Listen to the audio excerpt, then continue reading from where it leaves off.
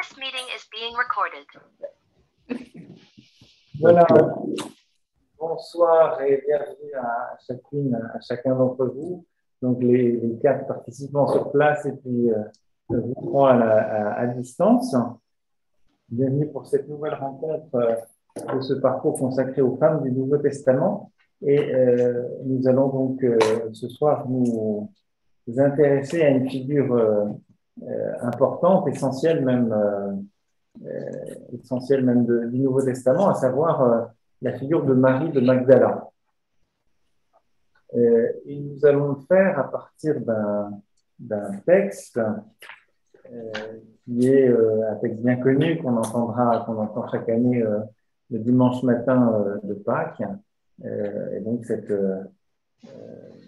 manifestation du ressuscité à Marie-Madeleine au chapitre 20 de l'Évangile selon Saint Jean. Alors, dans la version que vous avez à la page 2 de votre dossier, vous verrez que c'est une version légèrement tronquée, puisqu'il y a les 2 premiers versets, puis ensuite on reprend au verset 11. Voilà. Mais ce qui est un petit peu dommage, donc vous lirez la version intégrale si vous avez une Bible sous les yeux. Ça permet aussi, ce récit, de voir un peu l'attitude différente des différents protagonistes de ce récit d'apparition du ressuscité.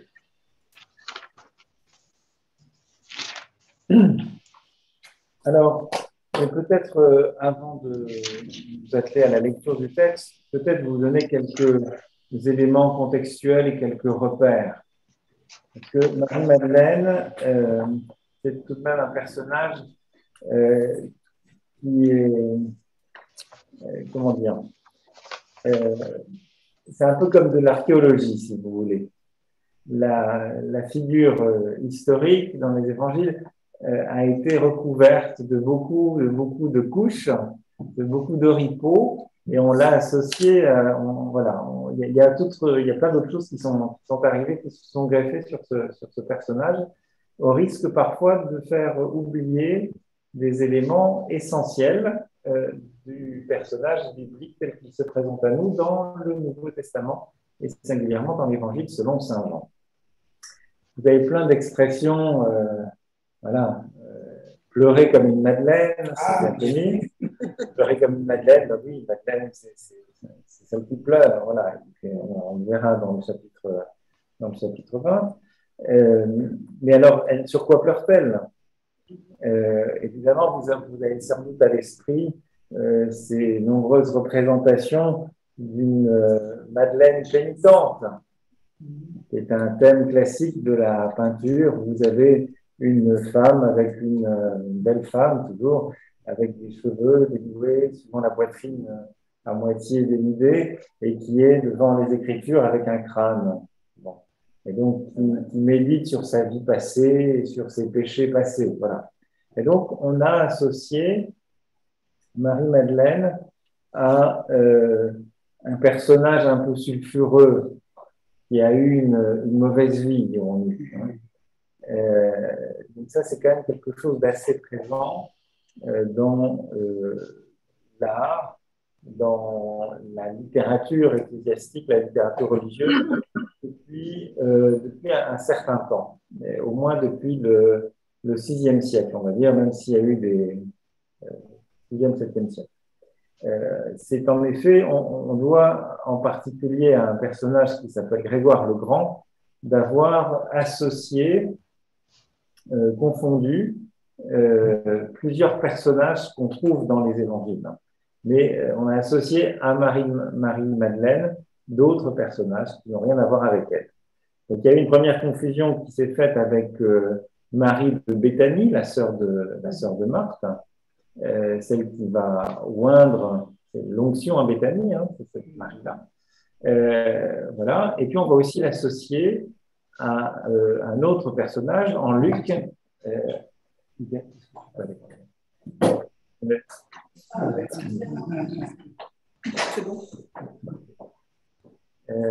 donc un autre personnage, c'est la pécheresse qu'on trouve en Saint Luc, la pécheresse chez Simon le pharisien, qui vient et qui lave de ses cheveux les pieds de Jésus. Voilà. Et on sait que cette femme était de mauvaise vie. Donc voilà, on l'a associé à Marie-Madeleine, ce qui n'est pas très fondé. Puis on l'a aussi associé à un autre personnage qui est dans l'Évangile selon Saint Jean, le personnage de la femme adultère.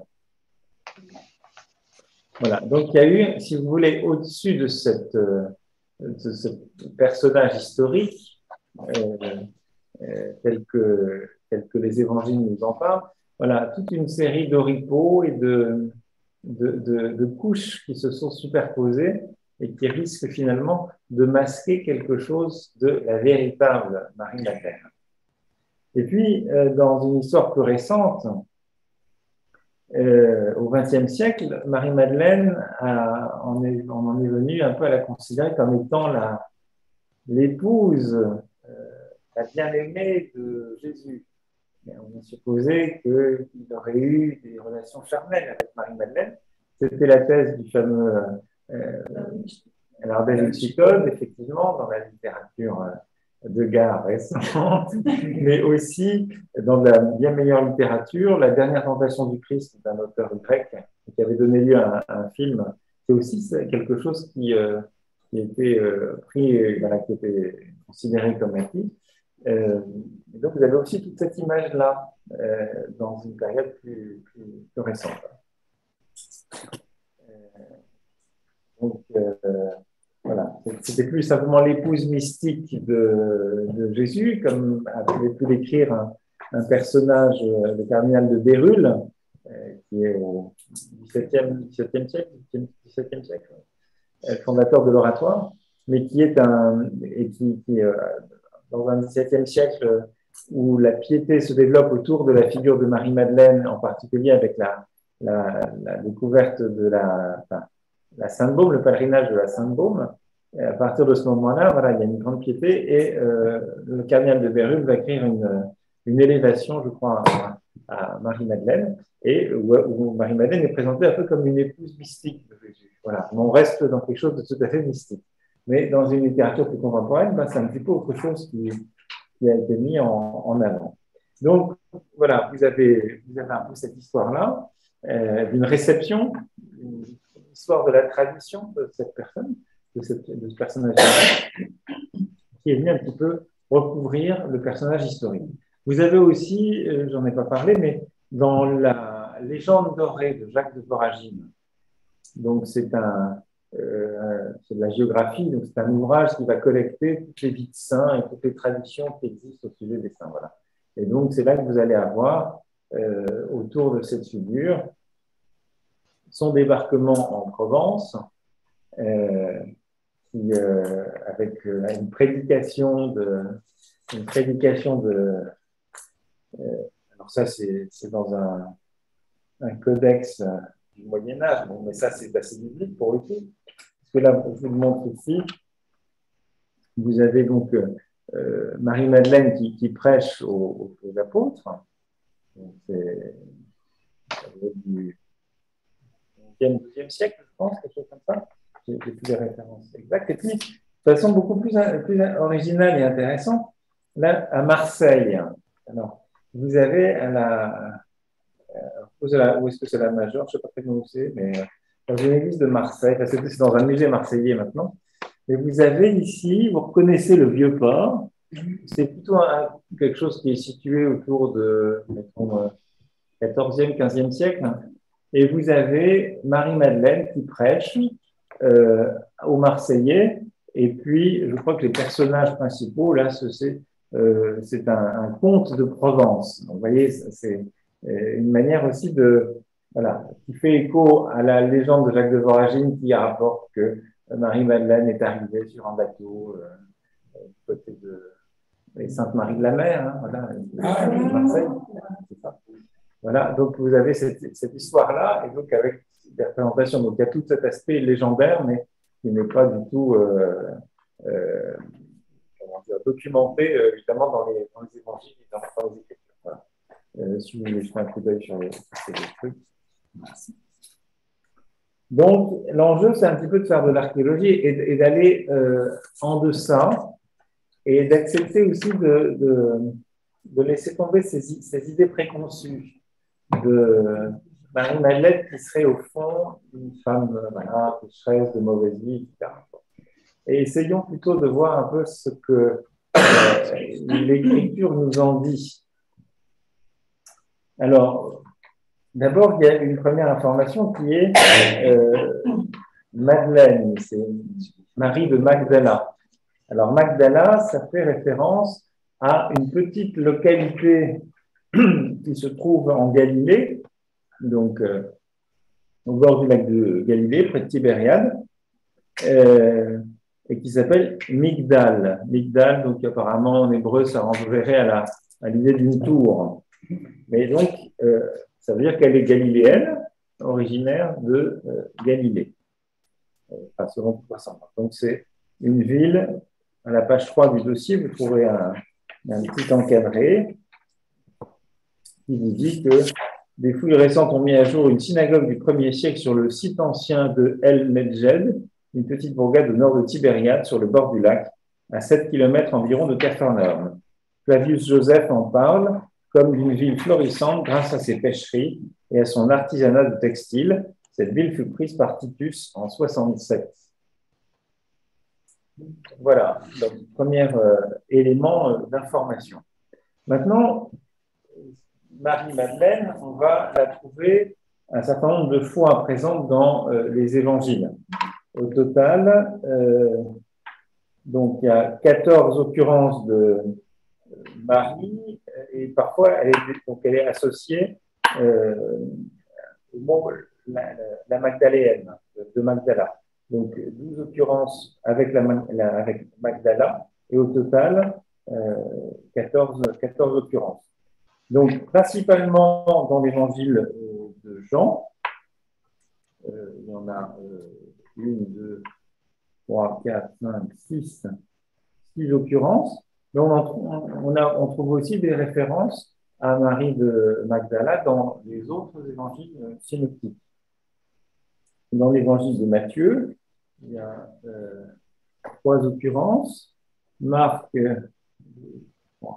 4, Luc 1, 2, 3 occurrences, voilà. Donc, majoritairement, principalement, il y a un peu plus elle est un peu plus présente dans l'évangile selon saint Jean, mais on va aussi la trouver dans les autres évangiles synoptiques. Et donc, là, elle est souvent présentée avec les autres femmes qui suivent Jésus, depuis le début de sa mission.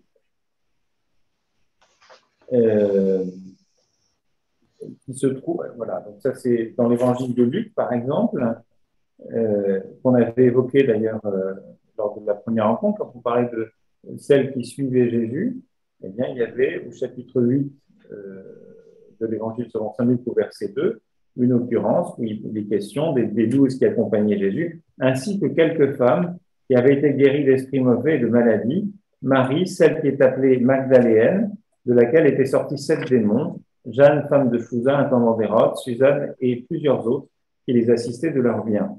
Donc, ce qu'on sait à partir des autres synoptiques, c'est que Marie-Madeleine est d'origine galiléenne, qu'elle a accompagné Jésus depuis quasiment le début de son ministère en Galilée. Et puis l'autre élément important que nous apprennent les synoptiques, c'est qu'elle va être présente jusqu'au bout. Elle accompagne Jésus jusqu'au pied de la croix, et tous les évangiles synoptiques confirment qu'elle est présente à la crucifixion. Alors pour les synoptiques à distance, mais pas trop loin, et puis pour Jean au pied de la croix. Voilà, donc il y a un peu ces éléments-là. Ça, c'est les éléments, disons, un peu solides. Alors, autre élément important à avoir à l'esprit, alors qui a pu, mais de façon, je pense, un peu biaisée, encourager à y voir une femme pécheresse, c'est que précisément dans l'évangile selon saint Luc, vous savez, quand elle est présentée pour la première fois, au chapitre 8, verset 2, que je vous disais rapidement tout à l'heure, elle est présentée comme ayant été possédée par 7 démons. Alors voilà, forcément, le démon, il n'y a pas de démon de la chair là-dedans, mais c'est quand même, c'est Quelques pages plus loin, vous avez donc voilà, des femmes qui avaient été guéries d'esprits mauvais et de maladies, Marie dite de Magdala, dont étaient sortis 7 démons. Mais quelques pages plus loin, donc bon, la note de la top d'ailleurs est intéressante. Hein. L'idée que plusieurs démons peuvent posséder une seule personne se retrouve en d'autres occasions. Ce doit être une représentation juive pour marquer la puissance de l'emprise de Satan sur le possédé, surtout avec le nombre 7 qui signifie la plénitude. Pour Marie de Magdala, Luc ne précise pas s'il s'agit de maladie ou de possession, encore moins si elle est la pécheresse de 7, 36, 50, comme on l'a parfois pensé. Voilà. Mais ce qui est intéressant parce que le fait qu'elle ait été possédée, est-ce que c'est voilà, la possession et puis être pécheur, c'est pas forcément la même chose. Mais vous avez un petit peu plus loin dans l'évangile de Luc l'épisode, vous savez, d'un possédé qui est guéri par Jésus en pays païen, du côté des Géraséniens. Et c'est là que le nom du démon s'appelle Légion, et le démon va partir dans un troupeau de corps. Et ben, en fait, il n'y a aucun élément dans le texte qui laisse à penser que cet homme serait moins du monde pécheur. Au contraire, il y a plutôt une forme d'empathie hein, dans la description qui en était faite. À la vue de Jésus, donc l'homme que me veux-tu Jésus, enfin c'est le démon qui parle, hein. Et que me veux-tu Jésus, fils du Dieu très haut, je t'en prie, ne me tourmente pas. Jésus ordonnait en effet à l'esprit impur de sortir de cet homme, car bien des fois il s'était emparé de lui, on le liait pour le garder avec des chaînes ou des entraves, mais il brisait des liens, il brisait ses liens, il était poussé par le démon vers les lieux déserts. Voilà, donc la description est plutôt de nature à susciter une forme d'empathie et pas du tout une espèce de responsabilité morale. Et tous les cas de possession, c'est de guérison, on n'est pas dans ce type de logique d'un péché qui serait derrière. Donc, si ce n'est pas le cas pour un païen en pays gérasénien, il n'y a pas de raison que ça soit pour Marie-Madeleine. Ou alors, si on a une autre lecture, c'est qu'on a une lecture un petit peu biaisée et peut-être un petit peu misogyne. Bon. Donc voilà les éléments, si vous voulez, extérieurs à l'Évangile de Luc, qui nous apprennent un certain nombre de choses sur Marie-Madeleine.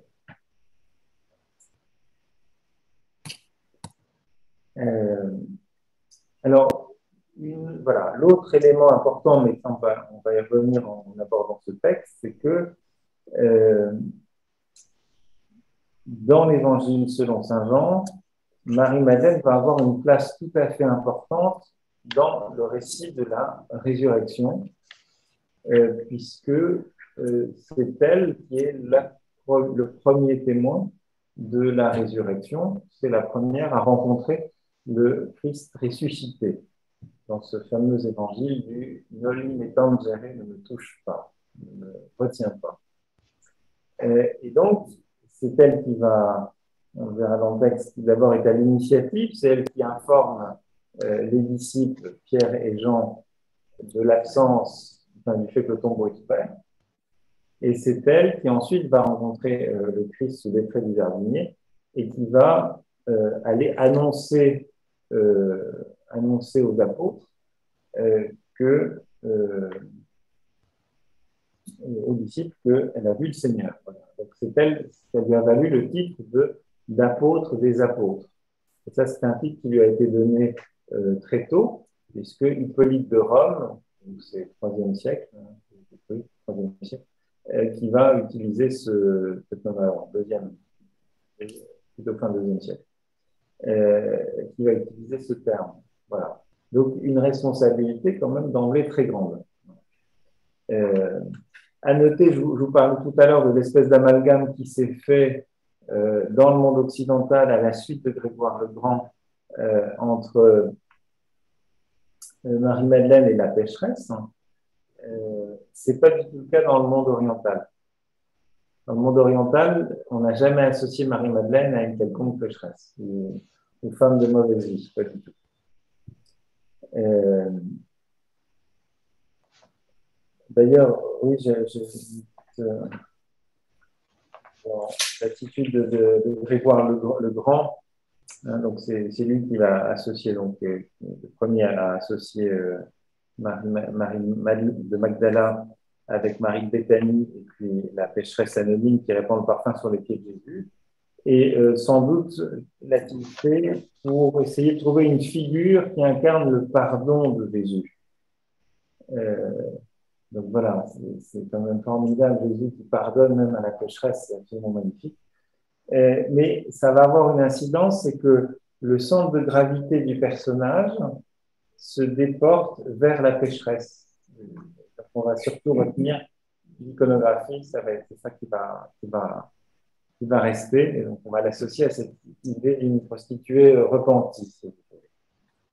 Mais ça, on n'a pas du tout ça dans le monde. Donc c'est pas forcément pour des motifs euh, négatifs d'emblée, hein. On veut manifester d'abord le pardon de Jésus, extraordinaire, mais ce faisant, on va un peu passer sous silence tout un autre aspect de cette figure, qui est d'abord d'être une figure apostolique et d'être l'apôtre des apôtres.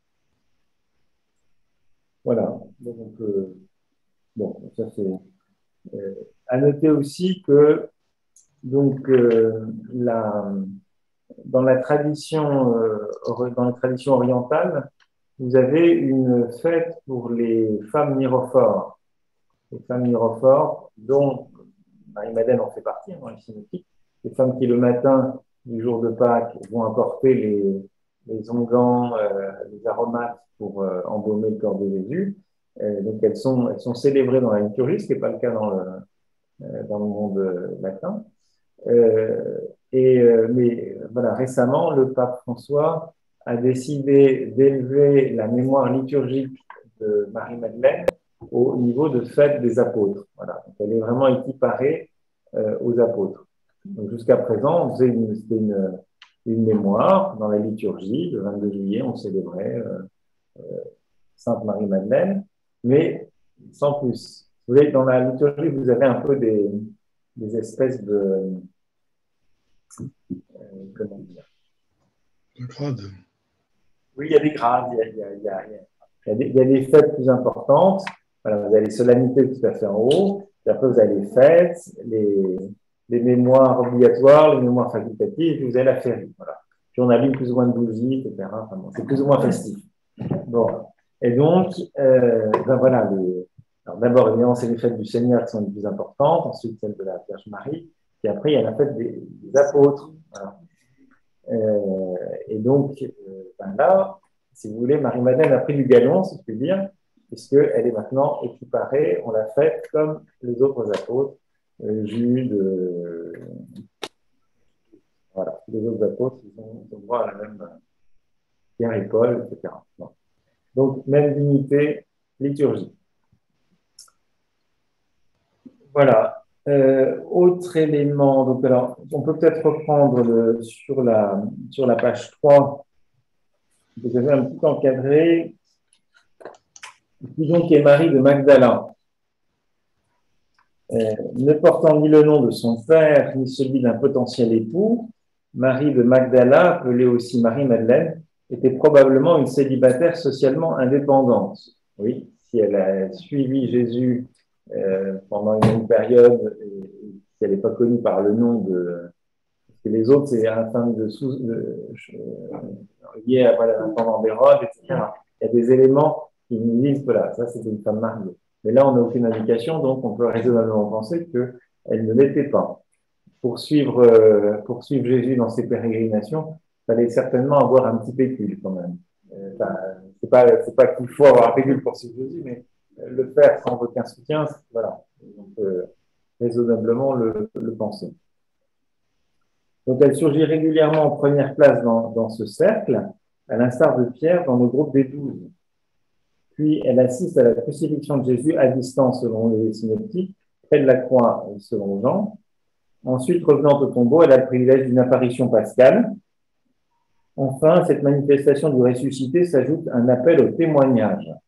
Réunissent 5 pièces majeurs du peuple dessinent de Marie de Magdala le portrait d'une femme indépendante, compatriote de Jésus, donc de Galilée, disciple de la première heure et fidèle à son maître jusqu'à l'ultime fin. C'est-à-dire que nous avons affaire à un témoin direct, mémoire vivante du ministère de l'homme de Nazareth. Mais il y a plus, au bénéfice d'une apparition du Christ, Marie se voit confier une mission de témoignage, porter l'annonce de la résurrection aux autres disciples. Alors, je vous propose maintenant que ces repères sont posés, de lire le chapitre 20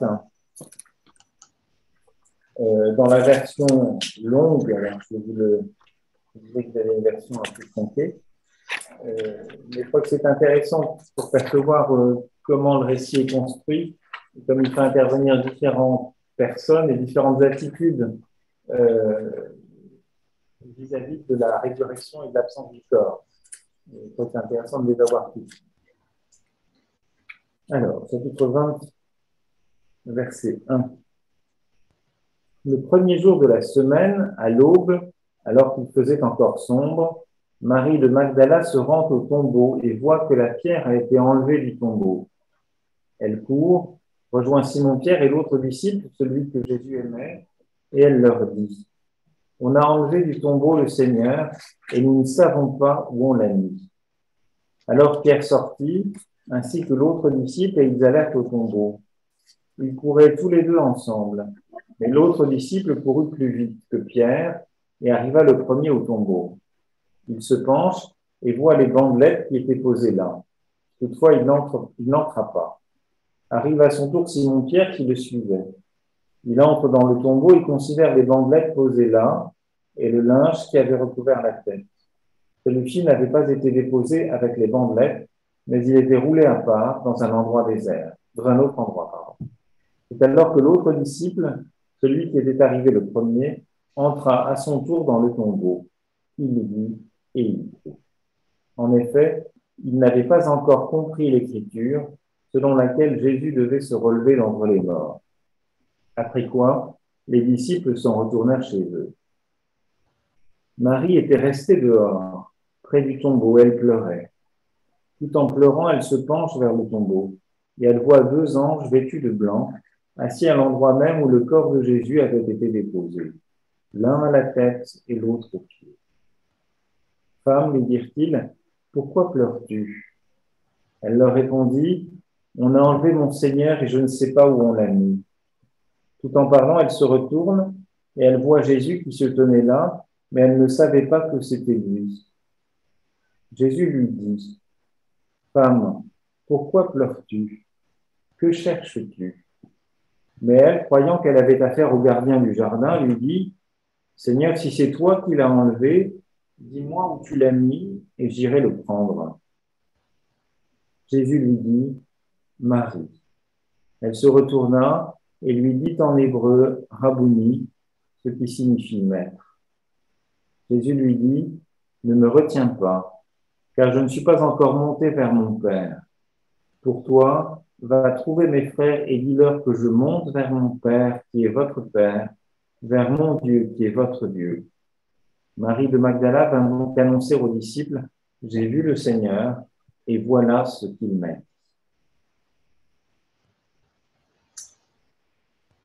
Voilà, je vous propose de prendre quelques minutes vers vous pour relire le texte et puis de vous appuyer sur les questions qui sont sur la page 2, à droite du texte, pour ensuite échanger sur nos découvertes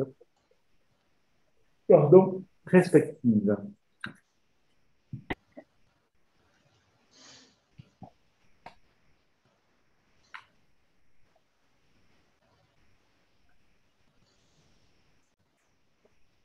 This meeting is being recorded. Voilà, je vous propose de partager un petit peu nos découvertes respectives. Alors, qui veut commencer? Alors, si c'est dans la salle, signalez-le comme ça, je tourne ma caméra.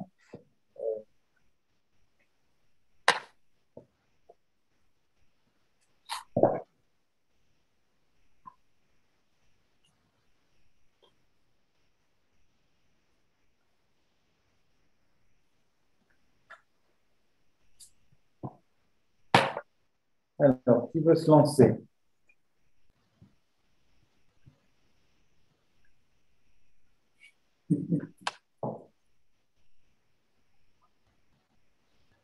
Moi, ce qui me frappe, c'est quand Marie se retourne vers Jésus. Pourquoi Jésus lui dit ne me touche pas? Parce que ça veut dire qu'elle a essayé de le toucher, je pense. Si ne me touche pas, ça veut dire qu'elle a essayé quand même de. Oui, ou alors elle n'a pas du tout essayé. Lui, il va au-devant de ce qu'il croit qu'elle va faire. Oui, mais donc, alors ça, ce sera explicité pourquoi est-ce qu'il y a cette remarque-là, et ça, ce sera comparé peut-être avec d'autres attitudes qui sont celles des autres, peut-être des autres personnages. Enfin, il y a certainement chez Marie-Madeleine une dimension plus charnelle. Il y a un attachement à Jésus qu'elle a suivi depuis si longtemps, un attachement qui est personnel, voilà. Et donc, elle a envie de le saisir, comme on peut l'avoir quand on retrouve un enfant, on épouse quelqu'un de proche qu'on n'a pas vu depuis très longtemps, pour lequel on a eu très peur. Et donc, dans ce « ne me touche pas », il y a sûrement quelque chose d'une invitation à passer à autre chose, en tout cas un mode de présence qui n'est pas le même mode de présence qu'avant. Donc, le ressuscité, ben, c'est le même et en même temps, c'est pas le même. Voilà. Mais on tâchera pour ça. D'autres choses qui vous ont marqué? Moi, j'ai. Oui. Marie-Madeleine, au départ, elle s'aperçoit que la pierre a été enlevée. Elle ne va pas voir dans le tombeau. Elle part dire aux apôtres, on l'a enlevé. Ce n'est qu'après, avec les apôtres, et même au départ des apôtres, qu'elle va se pencher pour voir ce qui se passe. Est-ce qu'il n'est pas encore là quand même par hasard? Oui, tout à fait. Alors, au passage, donc c'est elle qui découvre le tombeau ouvert, qui va appeler, donc qui va le signaler aux disciples. Alors, il y a une formule un petit peu intéressante. On a enlevé le Seigneur du tombeau et nous ne savons pas où on l'a mis. Nous. Alors, ça, c'est probablement vous savez que dans les autres récits, vous avez les femmes qui vont au tombeau, ce sont les femmes mirophores. Et donc, qui le découvrent, qui nous roulera la pierre, hein, voilà, qui découvrent le tombeau vide. Voilà. Et donc, ce nous, c'est-à-dire que dans la démarche qui est celle de Marie de Magdala, ça vient nous rappeler que peut-être que de manière historique, c'est plutôt les femmes mirophores. Mais, donc, d'une certaine manière, Marie de Magdala, elle représente toutes ces femmes mirophores, hein, dans ce nous. Mais pour les raisons du récit et donc pour le souci qui est celui de Jean, ben, il veut mettre en avant Marie-Madeleine.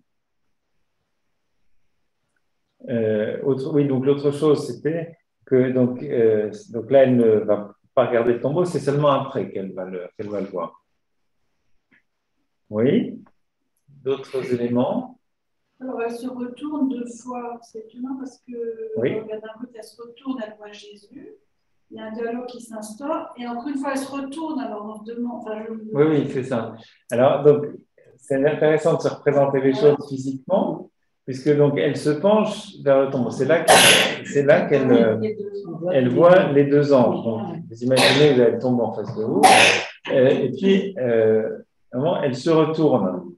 Elle voit le jardinier, puis elle va découvrir que c'est Jésus. Et donc,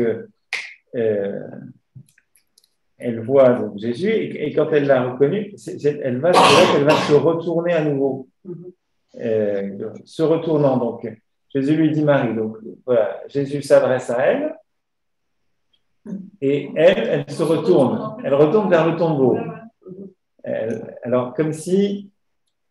Alors, est-ce que c'est une incrédulité? Mais qu'est-ce qu'il ne devrait pas être derrière, là, dans le tombeau? Voilà. Mais c'est vrai que de se représenter, ça paraît un peu curieux. Pourquoi se retourner vers le tombeau vide alors que Parce qu'elle n'envoie pas ses yeux, quoi. Eh bien, oui, alors c'est un peu, je sais pas, pincez-moi, je rêve, peut-être quelque chose de ce genre-là.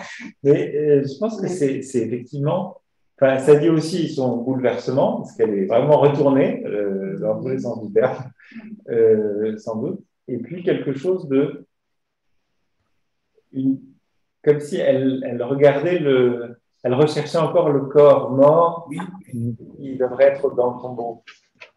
Oui, pour s'assurer que le tombeau est vraiment c'est pas un fantôme, je sais pas, c'est pas un fantôme, je sais pas. Mais c'est vrai que c'est quelque chose de surprenant. Est-ce que vous voyez d'autres choses? Et il y a le rôle des anges, peut-être qu'il faudra expliquer. C'est un peu un intermédiaire. Jésus ne va pas se révéler tout de suite. Il va y avoir les anges qui vont annoncer qu'il n'est plus ici, il est ressuscité. Alors non, là, ils disent pas ça, hein, les anges. Pourquoi pleures-tu? Elle leur dit, parce qu'on a enlevé mon Seigneur et je ne sais pas où on l'a mis. Oui. Donc ça, c'est la référence que tu faisais. Il n'est pas ici, il est ressuscité. Ça, c'est dans les évangiles synoptiques, hein, qu'on va trouver ça. Alors, il y a peut-être quelque chose autour du chiffre 2, le fait qu'il y en ait deux. Vous savez que ça a à voir avec le témoignage et la validité d'un témoignage. Ceux qui ont fait du droit, il y a un grand principe en droit qui dit testis nullus, un seul témoin, témoin nul. Et vous avez ça aussi dans le monde juif, avec notamment l'épisode, vous savez, dans l'Ancien Testament, de Suzanne et des deux vieillards. Et c'est sur le témoignage de deux vieillards qu'elle est accusée d'adultère. Et donc, de comportement immoral. Et donc, c'est sur la parole de deux personnes. Donc, le fait qu'il y ait deux anges, il y a cette idée aussi, ça rend crédible, ça rend plus crédible le témoignage. Voilà. Ça peut être un des éléments d'explication sur la présence de ces anges. Oui. Autrement, oui. Alors, il y a Marie qui, c'est en deux temps, elle se retourne deux fois. Bon, après, Jésus l'envoie plus loin, puisque d'abord c'est femme, pourquoi pleures-tu? Et après, pourquoi pleures-tu? Qui cherches-tu? Donc c'est un peu en plus en avant. Mais pour Jean, c'est la même chose, c'est en deux temps. Il court en premier, il voit, mais il stoppe, il laisse rentrer, mais on ne dit jamais que c'est Jean, il n'a pas de nom. Oui. Et après, seulement il rentre, il voit, il croit. C'est aussi en deux temps. Mais on dit que tous les deux ne savent pas. Vous n'avez pas encore compris. Bon, après, enfin, il y a ils ne savent pas, mais pourtant, quand Jean dit il croit, il voit, il croit. Oui, alors c'est vrai que dans son récit, là, Jean nous donne à voir différentes attitudes. Ouais. Alors, on voit d'abord une femme qui, dès le matin, de très bonne heure, vient au tombeau. Donc, ce qui désigne certainement quelque chose déjà de l'ordre d'un grand désir et d'un grand attachement à la personne de Jésus. C'est elle qui est à l'initiative et qui va chercher les autres. On voit l'attitude de Jean qui court en avant. Donc là aussi, ça dit quelque chose d'une proximité, enfin d'un lien particulier qu'il pouvait avoir avec Jésus. Et puis ensuite Pierre. Et Pierre, il sort de là, il ne comprend pas. Jean, lui, a quelque chose d'une expérience de foi qui semble beaucoup plus intérieure. Il vit et il crut. C'est quand même la foi dans son économie, quoi. C'est pas, il y a pas. Et puis Marie, qui elle, c'est encore autre chose. C'est le rapport, le passage. Voilà, elle cherche un corps. Nous ne savons pas où on l'a mis. On a enlevé mon Seigneur et je ne sais pas où on l'a mis. C'est quand même sa préoccupation. Et puis, cette dimension très charnelle, elle veut retrouver ce corps, ce corps qu'elle cherche, ce grain de peau, etc. Voilà. Et donc, elle va être invitée, elle va bénéficier d'une catéchèse de Jésus pour l'inviter à passer à une foi qui soit un petit peu différente. C'est plus le même, c'est plus tout à fait le même. Et donc, ne me réduis pas à ce que tu as connu. Voilà.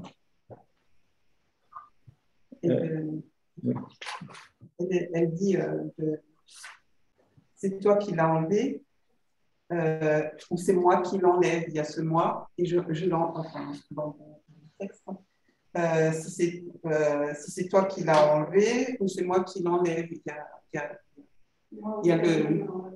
Ben, tu l'as mis pour que je puisse aller. Moi, tu l'as mis et je l'enlèverai. Ouais, je l'enlèverai. C'est elle qui veut prendre, quoi.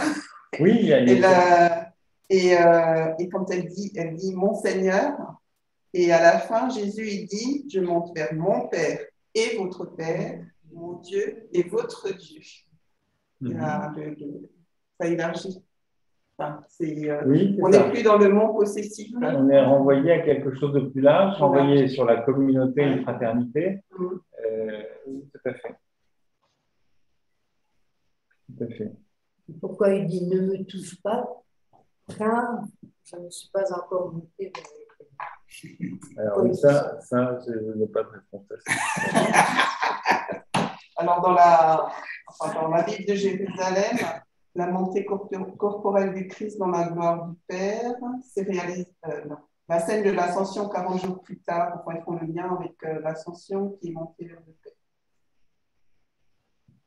Oui, mais ça n'explique pas pourquoi. Pourquoi ne pas le... Pourquoi elle ne peut pas le toucher? Parce que, évidemment, une fois qu'il a fait l'ascension, il sera encore beaucoup plus Si, j'ai compris, moi. Ah bon? Parce qu'en fait, Jésus, il monte à son Père, ensuite il revient. C'est ça, quand il vient voir les apôtres, qu'il leur dit touchez-moi.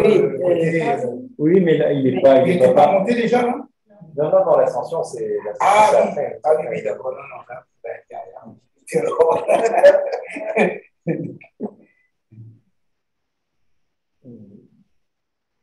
Parce que trouver des frères, c'est plus important que de mettre la main dessus. Mais il y a un truc qui me chiffonne quand même. C'est pourquoi le jardinier? Alors, ça, c'est une bonne question. Alors, d'abord, la scène, elle se passe où? Non. Au Congo, alors. Ah oui, d'accord. Oui, d'accord. Et ça fait penser à quoi, le jardin? L'Éden. Voilà, ça fait effectivement penser au jardin de l'Éden, effectivement. Et puis, alors, c'est pas juste une impression, qu'est-ce qui est dans le texte peut aussi nous inviter à aller de ce côté-là, faire des rapprochements avec le récit de la Genèse. Verset 1.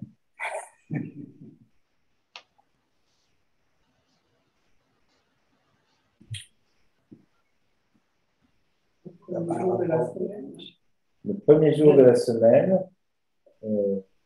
comme il faisait encore sombre. Alors en fait, littéralement, c'est les ténèbres. Ça vous rappelle pas quelque chose, ça aussi? On est un petit peu dans c'est pas sans lien avec effectivement le récit de la Genèse.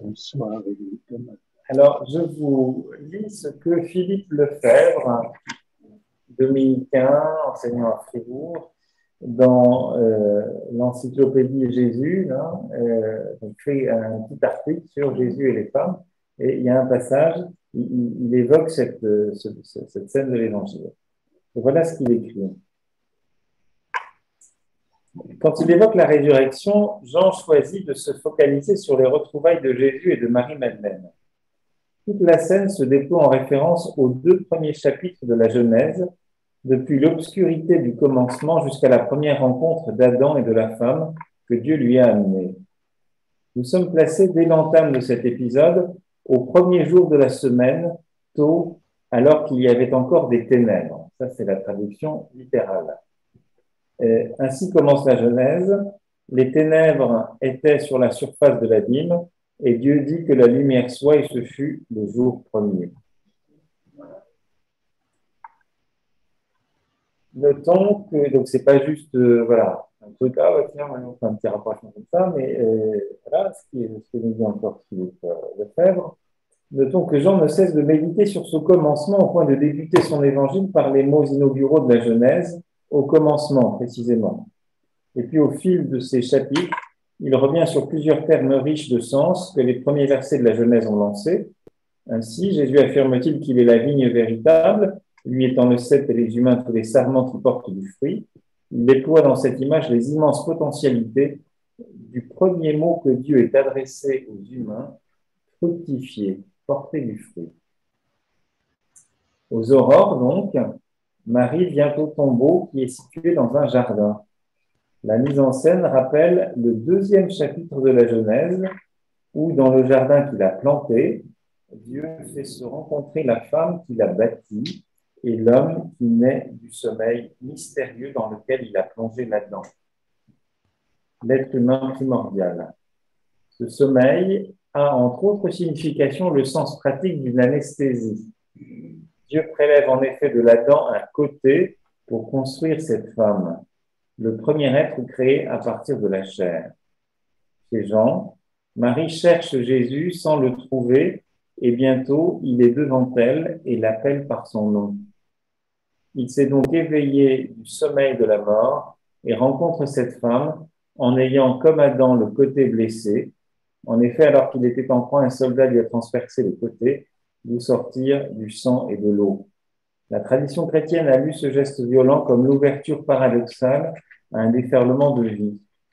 Et donc, on pourrait continuer cette lecture parallèle en remarquant que Marie voit d'abord en Jésus le jardinier, sans quoi elle ne se trompe pas, Adam, qui s'initia d'abord aux gestes horticoles du Seigneur, fut placé dans le jardin pour le travailler et le garder.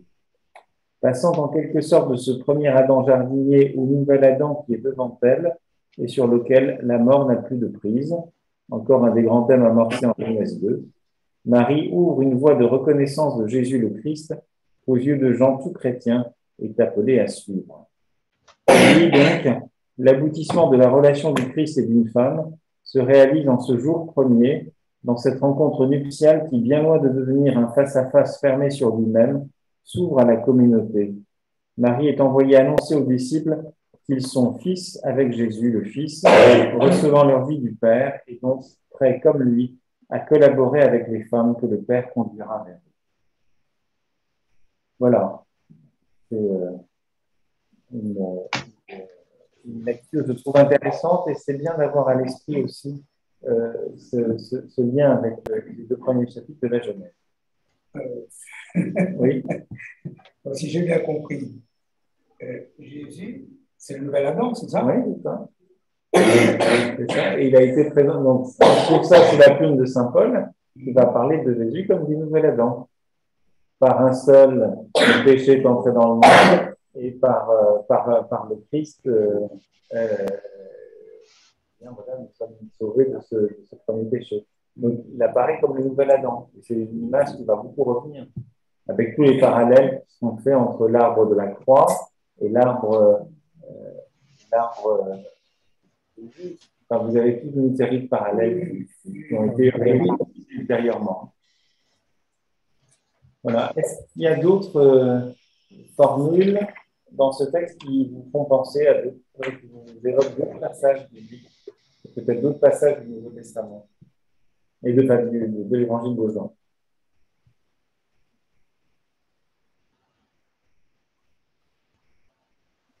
Qui cherches-tu? L'appel des 2 premiers disciples. L'appel des premiers disciples au tout début de l'Évangile selon saint Jean, en effet, puisque vous avez une formule intéressante. Et c'est doublement intéressant parce que ça vient d'une certaine manière confirmer le statut de disciple de Marie-Madeleine. Elle l'est autant que les premiers disciples qui ont été appelés. Voilà. Les 2 disciples, entendant parler, suivirent Jésus. Jésus se retourna et voyant qu'ils s'étaient mis à le suivre, il leur dit: que cherchez-vous? Ils répondirent, Rabbi, Rabbi, qui signifie maître, où demeures-tu? Il leur dit, venez, vous verrez. Mais dans le où demeures-tu, que disait Seigneur, si c'est toi qui l'as emporté, dis-moi où tu l'as mis et je l'enlèverai. Donc c'est aussi une question de savoir où demeure le corps. Ah oui. Donc c'est intéressant. Il y a un peu aussi un phénomène d'inclusion début de l'évangile et fin de l'évangile devant, avec ce même thème qui revient.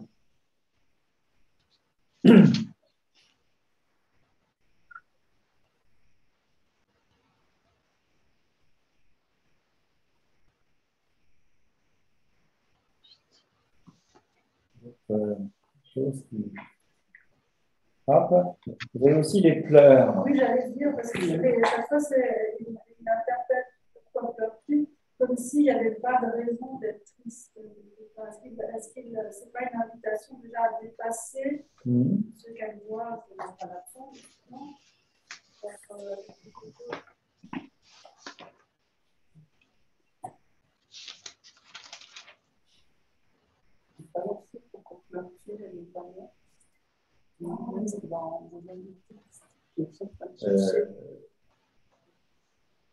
C'est pas dans. Ça, c'est dans. Mais oui, alors, mais dans un plus proche de nous, vous avez un autre épisode, enfin plus proche de dans le développement de l'évangile, vous avez la résurrection de Lazare, où Jésus pleure sur son ami Lazare. Voilà. Et là, c'est intéressant parce qu'on a, là, c'est Marie qui pleure sur Jésus. Premier rapprochement possible. Il y a un deuxième rapprochement qu'on peut faire. Il y a d'autres pleurs au moment de la passion. Les femmes.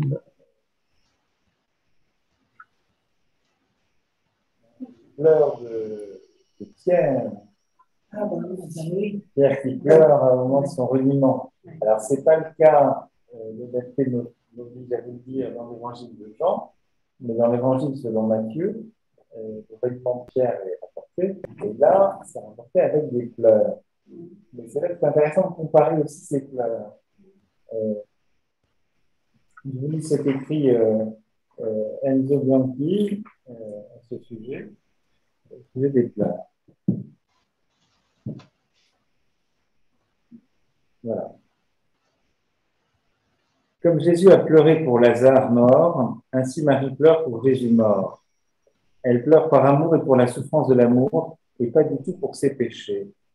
Marie est la seule à pleurer pour Jésus. Seul Pierre est l'icône évangélique qui pleure ses péchés, sa terrible lâcheté, son amour fugace comme la rosée du matin. Pierre ne pleure pas sur Jésus, mais sur lui-même pour avoir trahi l'ami. Oui, Pierre devrait être l'icône du repentir chrétien et Marie-Madeleine l'icône de l'amour pour Jésus. Voilà.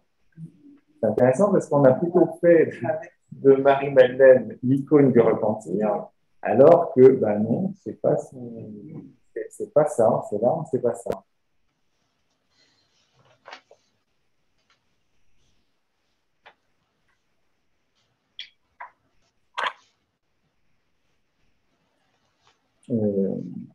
Une autre chose intéressante que j'ai pu lire dans un commentaire qu'en fait Anne Soupa.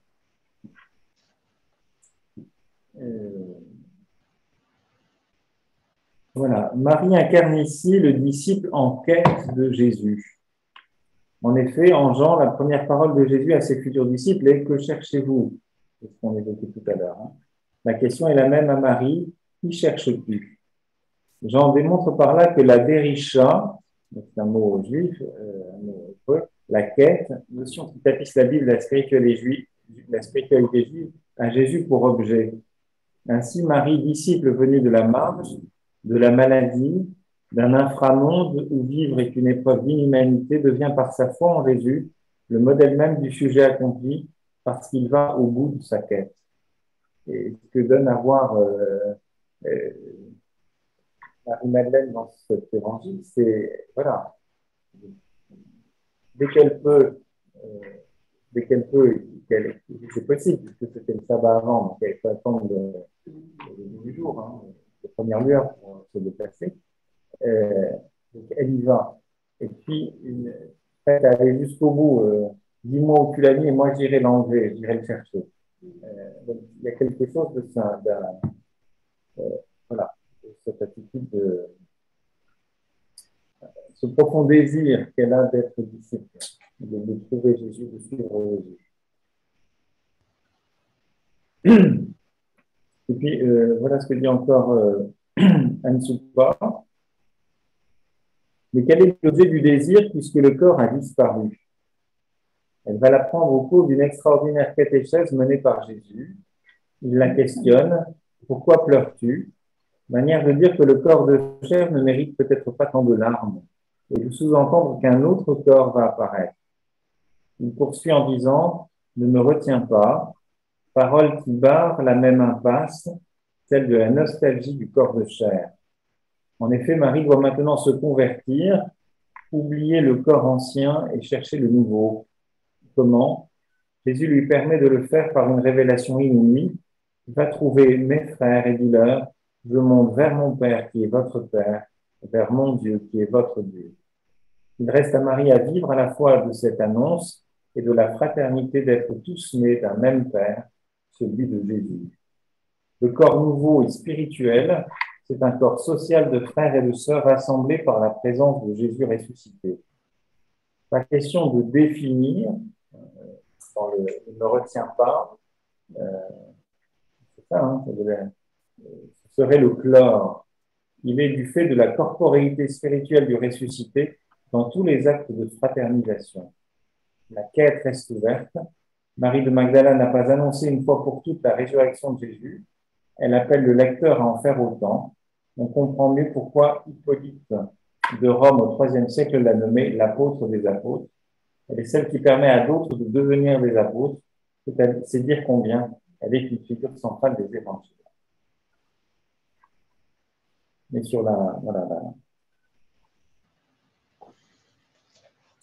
où ce que dit Enzo Bianchi, comment on pense ça, dans le ne me touche pas, c'est-à-dire écarte tes mains de moi puisqu'il n'est plus possible que les corps se rencontrent comme avant, car désormais le corps de Jésus ressuscité est dans le sein du Père. Marie, vous pouvez dire faire partie de ceux qui avaient entendu, vu de leurs yeux, contemplé et touché de leurs mains la parole de vie, doit maintenant croire et aimer Jésus autrement. Son amour ne meurt pas, ne faiblira pas, mais autre est la manière avec laquelle Marie doit maintenant aimer Jésus. Elle s'était retournée vers son passé, mais à présent, appelée par Jésus, elle se retourne vers lui, le ressuscité, sans aucune nostalgie du temps qui avait précédé son exode de ce monde au Père.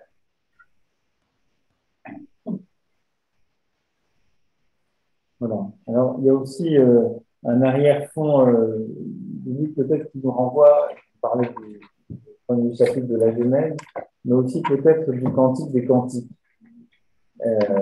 Souvenez-vous, enfin, pour ceux qui avaient suivi le parcours autour sur ma couche, la nuit, j'ai cherché celui que mon cœur aime, je l'ai cherché, mais ne l'ai point trouvé. Je me lèverai donc et parcourrai la ville, dans les rues, sur les places, je chercherai celui que mon cœur aime, je l'ai cherché et ne l'ai point trouvé. Donc, vous avez cette image aussi de rechercher en plein cœur de la nuit. Hein. Sur ma couche la nuit, je l'ai cherché. Là, c'était juste avant au lever du soleil, le premier jour.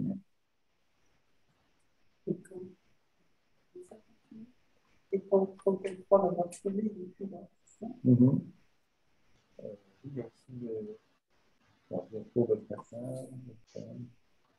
Où est parti ton bien-aimé, ô la plus belle des femmes? Où s'est tourné ton bien-aimé, que nous le cherchions avec toi?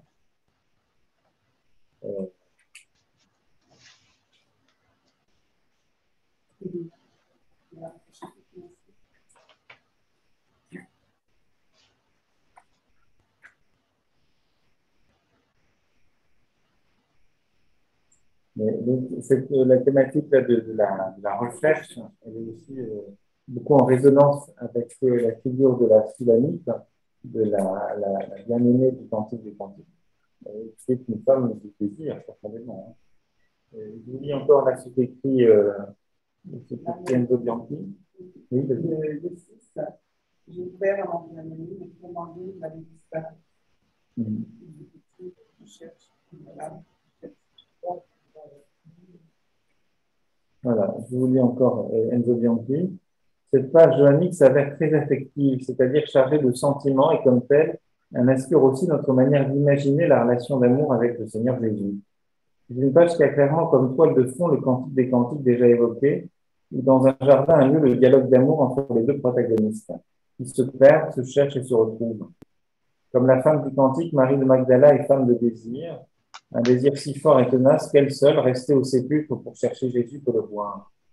Mais ce que je voudrais surtout souligner, c'est que cette recherche, cette persévérance, cette identification de la présence du corps sont des traits typiquement féminins, essentiels dans l'amitié entre hommes et femmes. En même temps, cette page joannique est dangereuse pour qui ne sait pas comprendre l'amour avec des yeux purs, au point de faire preuve de beaucoup de fantaisie sur le rapport entre Jésus et Marie-Madeleine. Mais je trouve que c'est, voilà, là, il y a quelque chose d'assez intéressant. Alors, oui, dans ce qu'il évoque, là, faire preuve de beaucoup de fantaisie sur le rapport entre Jésus et Marie-Madeleine, donc c'est effectivement en écho à, je pense que c'est 400 Takis, je ne sais plus le nom de cet auteur grec qui avait écrit la dernière tentation du Christ, et surtout Da Vinci Code. Et c'est des choses qui sont pas, qui existent, enfin, qui peuvent s'appuyer sur l'un ou l'autre texte gnostique, notamment l'évangile de Thomas, qui évoque un peu des tensions avec le monde, comment dire, tensions avec les apôtres, entre Marie-Madeleine et les apôtres, mais aussi l'idée d'une révélation particulière qui a été donnée à Marie-Madeleine par Jésus.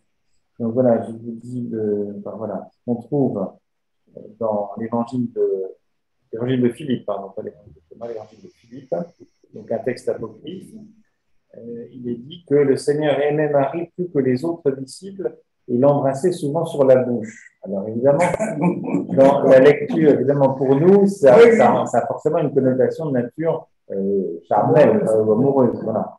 Ce qui n'est pas le cas, surtout dans la littérature gnostique, parce que voilà, le corps a vraiment bonne presse, si je peux dire. Mais voilà, un lecteur moderne il lit ça et forcément il pense il a la preuve évidente de relation charnelle entre Jésus et Marie-Madeleine. Mais bon, les historiens des religions nous expliquent, avec raison, que dans cet évangile de Philippe, qui est quand même très centré sur la dimension spirituelle, d'un enseignement, d'une initiation, etc., le baiser sur la bouche signifie l'initiation par la communication du souffle. Le fait de souffler, c'est aussi, on trouve dans un certain nombre de récits bibliques, la place du souffle qui donne vie, la laine de vie. Et donc, c'est un peu cette dimension-là. Et puis, dans le lien entre Dieu et Moïse, dans le livre de l'Exode, il nous est dit que le privilège de Moïse à qui Dieu parlait de bouche à bouche. Voilà. Donc, personne ne penserait à imaginer des relations charnelles entre Dieu et Moïse sur le Sinaï. Mais c'est un peu biaisé quand même. Donc, mais je crois que c'est intéressant quand même voilà. On a là quelque chose d'une relation. Voilà, il y a un affect, c'est quelque chose de très d'un amour qui se, enfin, pas charnel, enfin, il est concret, quoi. Ça passe ça passe par les sens, mais pour autant, il ne faut pas en tirer des conclusions actives.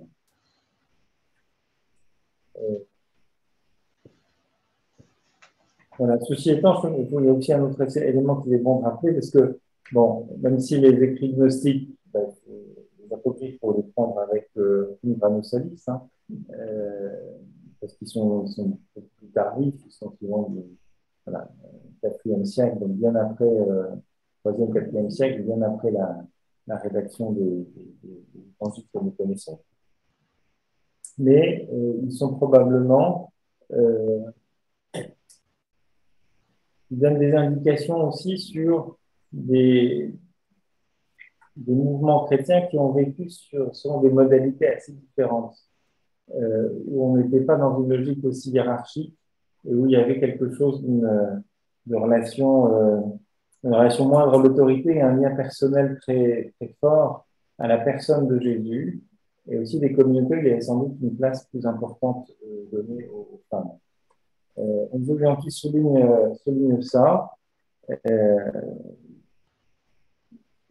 Voilà, il pointe un bénéfice à la littérature apocryphe par rapport à la figure de Marie-Madeleine et des femmes, généralement, voilà ce qu'il écrit. Ce n'est que dans la littérature apocryphe qu'est brisé le silence sur les femmes disciples et notamment sur Marie, silence qui règne au contraire déjà dans les Actes des Apôtres et dans les autres écrits néo-testamentaires. Ces femmes, en vérité, ont fait mémoire de Jésus, en particulier de sa passion, de sa mort, dont elles avaient été les uniques témoins, une mémoire fondamentale pour la formation et la rédaction des évangiles. D'elles, pourtant, nous ne savons rien, même pas concernant leur éventuelle présence au sein de l'église naissante de Jérusalem. Et effectivement, quand vous ouvrez les Actes des Apôtres, et bien là, il n'y a aucune figure féminine. Dans la communauté, il n'est pas question de femme du tout. Alors que juste avant, vous avez la place des femmes de Mirophore, et puis Marie-Madeleine, quand même, comme apôtre des apôtres. Et donc, elle a un rôle très important à ce moment-là, puis après, hop, tout de suite, elle disparaît. C'est quand même un petit peu curieux. Alors, Enzo Bianchi pose la question comme ça.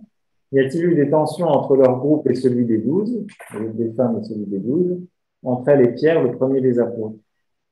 Or, dans les écrits apocryphes, on trouve des allusions à des conflits, voire souvent à des plaintes à l'encontre de Marie de Magdala, qui apparaît trop protagoniste, trop loquace, aimée et préférée par Jésus. Dans l'évangile de Thomas, par exemple, Pierre dit à Jésus, « Je veux que Marie sorte de chez nous, c'est-à-dire qu'elle quitte notre communauté. »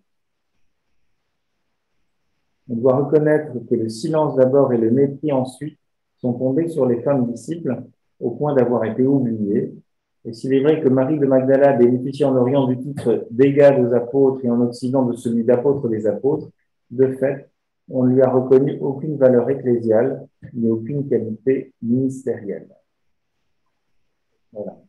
Je trouve que c'est assez intéressant d'entendre cela. Il y a encore un texte, alors que je l'ai par un texte de Raban Mor, qui est un moine et évêque qui a vécu à la charnière du 8e et du 9e siècle, et qui a fait une biographie de Marie-Madeleine, et une vie de Sainte-Madeleine. Il fait un très bel éloge de Marie-Madeleine, et il utilise des termes, vous allez voir, qui ne sont pas du tout anodins. Elle a cru fermement que le Christ, le Fils de Dieu qu'elle voyait ressuscité, était vrai Dieu, celui qu'elle avait aimé de son vivant, qui vraiment était ressuscité des morts, lui qu'elle avait vu mourir. Le Sauveur, persuadé que celui de Marie était un amour très pur, l'a élu apôtre de son ascension. De même qu'il l'avait institué évangéliste de la résurrection. Elle, élevée à une si grande et haute dignité d'honneur et de grâce par le Fils de Dieu et notre Sauveur, n'a pas tardé à exercer le ministère d'apôtre dont elle avait été honorée. Marie, avec ses co-apôtres, a annoncé l'évangile de la résurrection du Christ avec les paroles « J'ai vu le Seigneur » et a prophétisé son ascension avec les paroles « Je monte vers mon Père et votre Père ». Voilà, je trouve que apôtre de son ascension, évangéliste de la résurrection, ministère d'apôtre et co-apôtre, en parlant des autres apôtres. C'est quand même pas banal comme figure féminine et au début de l'Église. Alors, je vous propose peut-être de revenir sur la page 4 de votre dossier. Vous avez un encadré à gauche, peut-être qui va nous permettre de ressaisir un petit peu la dynamique qui est celle de ce récit. Désespoir au témoignage, un parcours de foi. Habilement construit, ce récit met en valeur la transformation que la résurrection a entraînée dans l'être de Jésus et la nouvelle façon pour Marie et pour les lecteurs de s'attacher à lui. La vision de Jésus selon la chair est en train de disparaître. Une nouvelle relation à lui s'instaure, basée sur l'écoute de la parole. Ici, c'est l'appel de Marie par son nom qui provoque la reconnaissance. Ainsi reconnue, Marie peut, dans sa langue araméenne, répondre à celui qu'elle identifie à sa voix comme étant son maître. Puis, l'ordre donné par Jésus vient annoncer la fin de la rencontre physique. Cesse de me toucher, c'est-à-dire détache tes bras qui voudraient encore me retenir.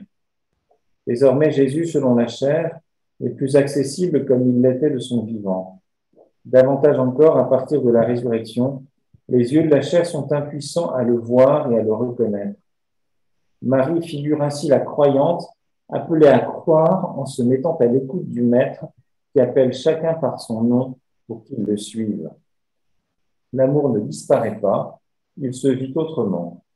Enfin, Jésus donne à Marie la mission d'aller vers mes frères, c'est-à-dire vers ses disciples devenus ses frères parce que fils d'un même père. C'est ici que la tradition de Marie l'enseignante prend sa source. Marie est bien l'apôtre, puis la première, reçoit mission d'annoncer aux apôtres eux-mêmes le kérigme qui donne naissance à l'Église. Le personnage de Marie de Magdala opère donc un parcours de foi qui l'amène du désespoir de l'absence à la responsabilité de témoin, mais ce parcours, c'est le Christ élevé qui, par sa parole, s'en fait l'initiateur. Autre chose importante, qui est soulignée par l'autre encadré, la de Marie-Vincent, c'est que, j'avais souligné tout à l'heure dans ce que nous disent les évangiles, c'est la présence de Marie-Madeleine dès le début du ministère de Jésus et sa présence au pied de la croix. Donc, elle est témoin de son ministère public, de sa mort et de sa résurrection. Ce qui la qualifie particulièrement comme témoin. Parce que comme elle l'a connu, elle peut le reconnaître. Et c'est au timbre de sa voix, par la relation qu'il a instituée avec elle, qu'elle va le reconnaître dans ce mari. Et donc voilà ce que dit Marie-Vincent. En fixant de Marie-Madeleine le souvenir d'une femme disciple de la première heure, montée de Galilée à Jérusalem à la suite de son maître, les évangélistes l'ont engagée au service d'un processus de témoignage, certifier l'identité entre le Jésus terrestre et le Christ de la foi pascale. Fil rouge de la narration évangélique, les femmes personnifient la continuité de l'histoire du salut, et cela malgré la souffrance et la mort du Maître de Nazareth. L'autre fonction clé de Marie-Madeleine est sa stature de premier témoin de Pâques et la mission qu'elle reçoit de Jésus, qui la place dans un rôle majeur au sein d'un groupe dont les leaders sont d'abord des hommes.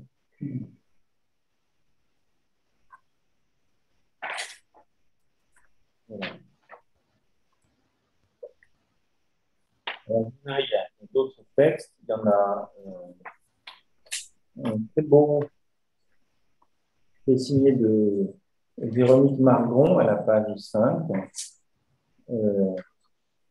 Donc, vous savez que Véronique Margron, donc, qui est la présidente de la Corrèze, a parlé autour des abus. C'est une théologienne moraliste. Qui aussi, dans sa communauté de dominicaine, a initié un peu des prédications au féminin.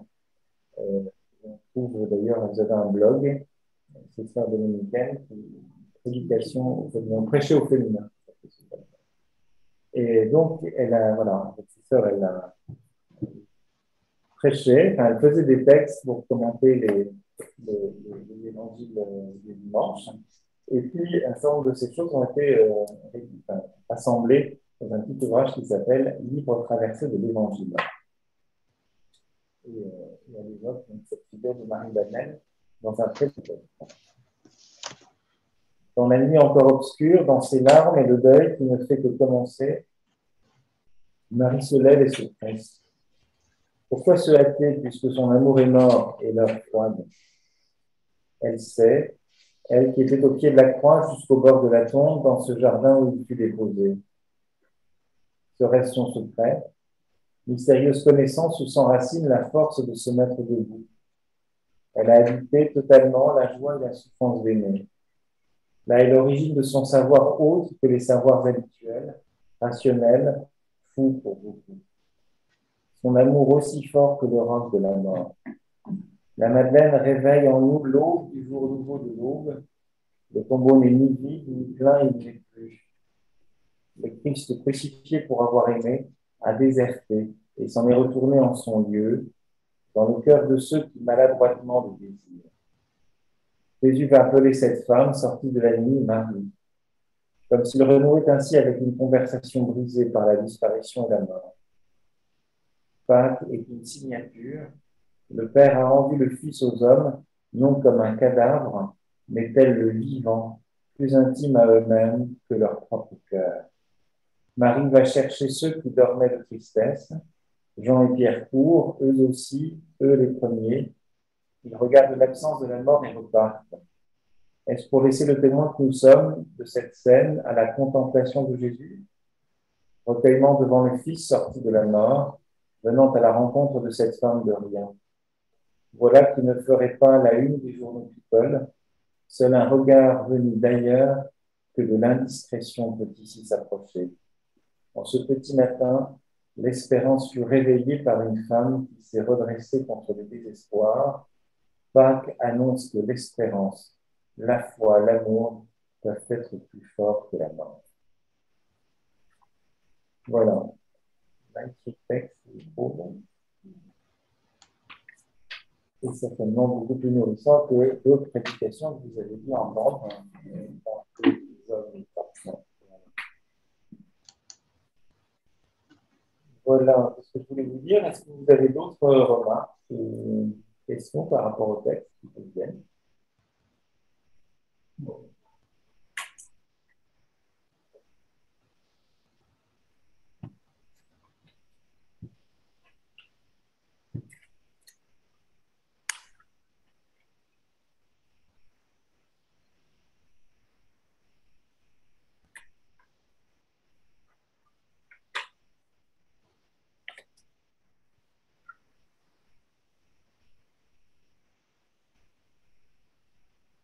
Apparemment pas trop. Moi, j'étais dans les bras de Morphée. Je vous ai anesthésié comme. Mais je prétendais pas vous enlever à côté. Hein.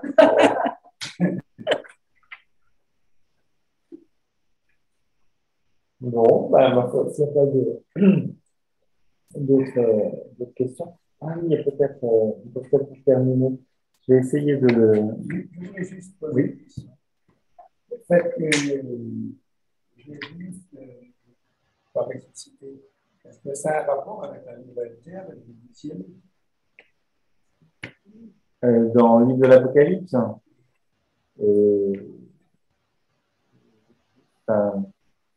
certainement. Parce que Certainement, lequel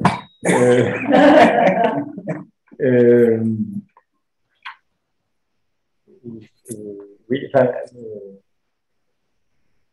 évidemment, parce que le Christ ressuscité, c'est dans le « Je me tiens à la porte et je frappe », donc c'est vers la finale, c'est la finale un peu de l'Apocalypse. Et c'est le Christ ressuscité qui frappe à la porte, comme le disait Véronique Martin. Le Père a rendu le Fils aux hommes non comme un cadavre, mais tel le vivant, plus intime à eux-mêmes que leur propre cœur. Donc, frapper à la porte, partager le repas, il y a cette dimension-là. Et donc, les cieux nouveaux, la terre nouvelle, ça a aussi à voir avec la relation que Jésus rend possible avec les hommes. Donc, même si ça nous renvoie à la fin des temps, c'est évidemment lié. Maintenant, il n'y a pas de corrélation immédiate, c'est pas. Mais Parce que quand on dit nouveau ciel, nouvelle terre, ça veut dire qu'il y a une ancienne terre, on est passé d'un monde à un autre monde. alors, non, pas tout à fait, c'est plutôt un monde transfiguré. Ah oui. C'est pas un monde, voilà, celui qui est fichu, on en a un autre. Non, c'est ce même monde, mais qui est transfiguré, qui est changé, qui est renouvelé. D'accord, une création renouvelée. Je vais essayer de vous passer la champ de Booz, là. Et je m'assure que j'arrive bien à partager ça à l'écran. Non.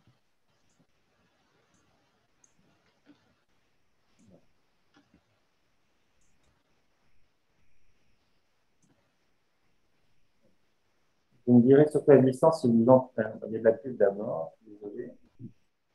Donc, problème avec ça.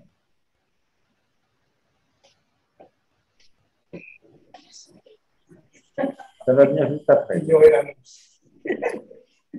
Voilà, tout passer les annonces. Est-ce que vous entendez? Est-ce que vous l'entendez ou pas à distance? Non. Non. Alors, comment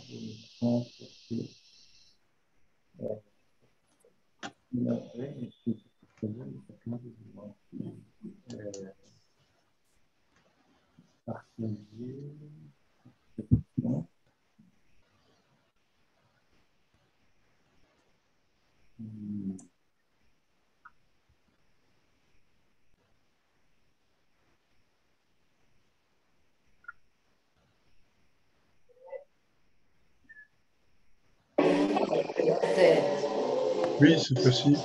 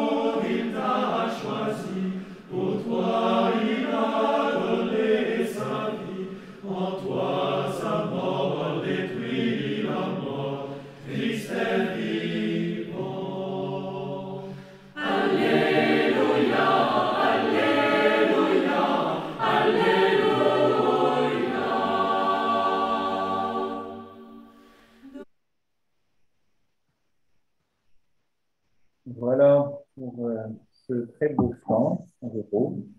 C'est un thème un peu médiéval, je crois, assez ancien, mais qui avait ces rappels un peu. Tu as cherché ton bien-aimé, il te revêt de sa beauté. Il y a quelque chose là, qui me rappelle vraiment le Cantique des Cantiques. Dans la lumière du matin, il vient vers toi dans le jardin. Voilà, à la fois le Cantique des Cantiques et le récit de la jeunesse, c'est bien présent. Voilà. Bien, ben, je vous souhaite merci. Une bonne soirée, une bonne nuit. Bonne soirée. Merci beaucoup. On se retrouve le mois prochain, si tu la date, mais on se retrouvera. Voilà. 21 avril. Voilà. Allez, merci, bonsoir. Bonne soirée à tous. Bonsoir. Bonsoir. Bonsoir. Bonsoir.